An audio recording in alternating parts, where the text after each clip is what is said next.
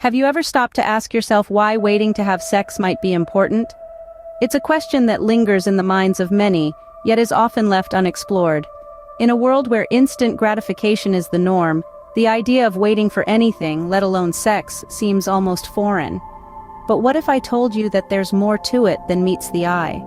That waiting to have sex carries with it a profound significance, one that transcends the boundaries of religion, age, and sexual orientation. From the biblical perspective to the societal implications, to the emotional and physical well-being, the decision to wait has far-reaching effects. It's not about shaming or judging, it's about understanding the depth of our choices and their potential consequences. So let's challenge the status quo, let's question the norm. Let's delve deeper into this topic, and you might just be surprised by what we uncover. The Bible has a lot to say on this subject. It might surprise you to know that the Bible talks quite a bit about our sexual behavior. The Apostle Paul, in his letter to the Corinthians, wrote, "Flee from sexual immorality. Every other sin a person commits is outside the body, but the sexually immoral person sins against his own body." That's from 1 Corinthians chapter 6, verses 18 to 20. Now, what does this mean?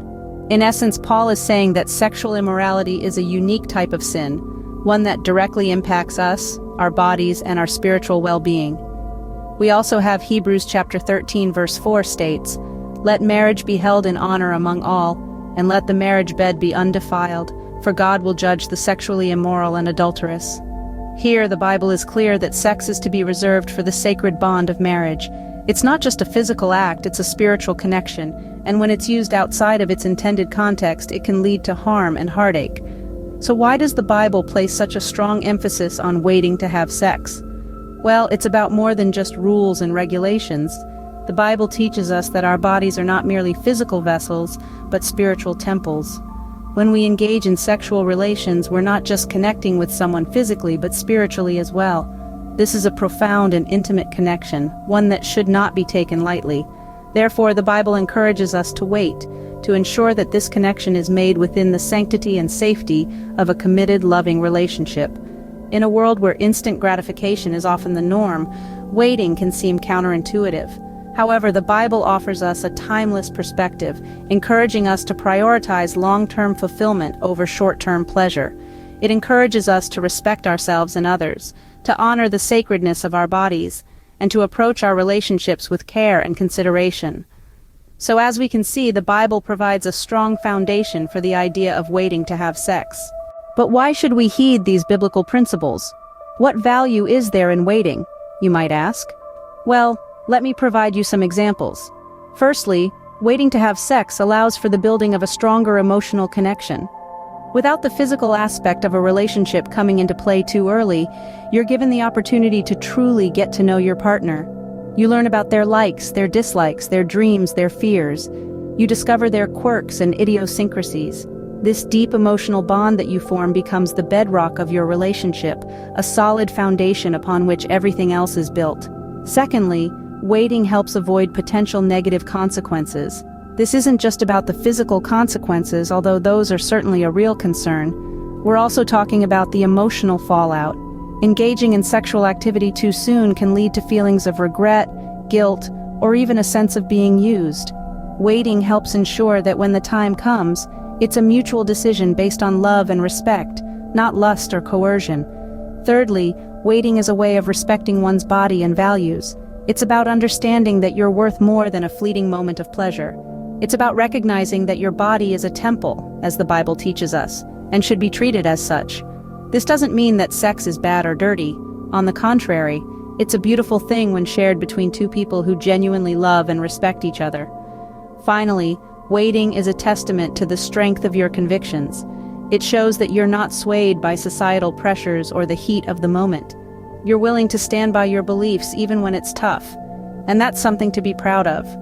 So you see, waiting to have sex isn't just about following rules or avoiding consequences. It's about building deeper connections, respecting ourselves and our partners, and standing up for what we believe in. It's about cherishing the sacredness of our bodies and the preciousness of our relationships. Waiting to have sex isn't just about following rules. It's about respecting ourselves and our partners and God's word. On the flip side, What are the potential dangers of having sex with multiple people? Let's begin with the emotional side of things.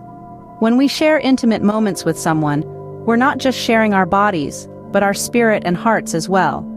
This emotional bond can become distorted and confusing when shared with multiple partners. This can lead to feelings of emptiness and loneliness, as well as a sense of being used or devalued. It's a heavy burden to bear. What about the physical consequences? Well, the more partners you have, the greater your risk of contracting sexually transmitted diseases. These can range from diseases like chlamydia to the life-threatening like HIV. Additionally, the risk of unplanned pregnancy increases with the number of sexual partners. These are realities that can have profound impacts on your life and health. Now let's talk about the spiritual implications. The Bible speaks and gives caution against promiscuity. In the book of Corinthians, it's written, "Flee from sexual immorality. All other sins a person commits are outside the body, but whoever sins sexually sins against their own body." This verse speaks to the unique spiritual weight of sexual sin. It's a reminder that our bodies are not just physical entities but spiritual ones too. You see, every action we take, every choice we make, leaves a mark on our soul.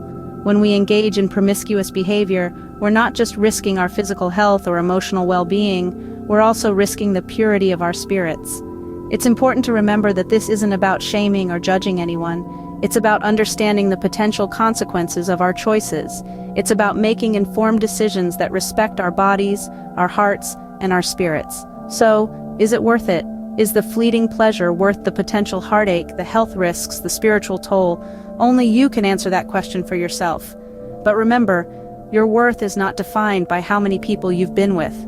You are valuable, you are cherished, you are loved by God, and you deserve to be treated with respect. As we've seen, the decision to have sex with multiple people can have far-reaching consequences on your mind and soul. So, is waiting to have sex really worth it? I would like to think I was able to convince you yes. We've delved into the biblical perspective, which emphasizes the sanctity of marriage and the importance of preserving intimacy for this special bond.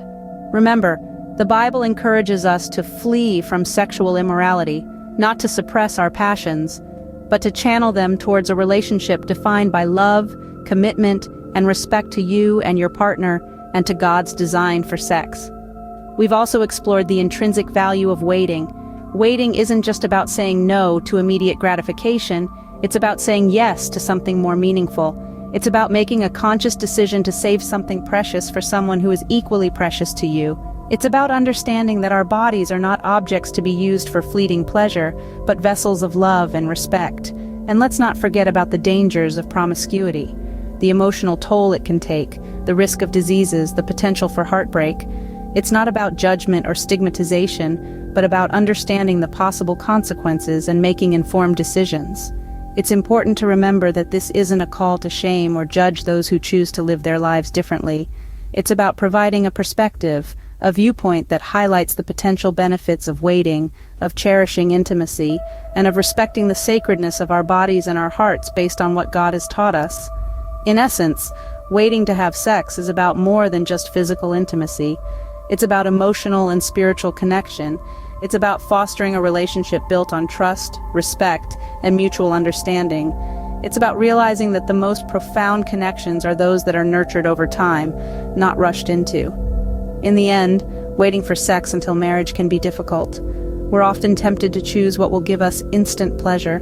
A man and a woman who are tempted to give in to their strong sexual desires will do well to admit their struggle before God. Trust Him that He will meet their needs and use wisdom and self-control to avoid falling into the trap of premarital sex.